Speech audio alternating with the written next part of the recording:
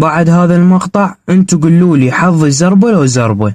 أنا صار لي سنوات أداوم بالمدرسة، والمشكلة ولا مرة بحياتي طلعت سفرة مدرسية، وظلت حسرة بقلبي لين كانوا كل سنة يقولون راح نطلع سفرة راح نطلع سفرة، وبالأخير كل شي ماكو، كذب بكذب، لحد ما وصلت لهاي السنة ومثل كل مرة قالوا راح نطلع سفرة مدرسية، بس هاي المرة كانت السفرة صدق مو كذب، لأن حددوا موعد السفرة وهو يوم الخميس 28/12/2023.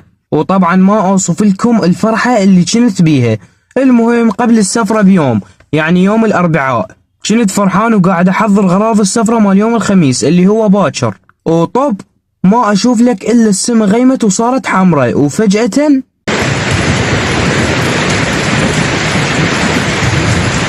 لا يا الكعبة مضرت الدنيا وباكر سفرتي، وطب وكان تجيني الصدمة الثانية.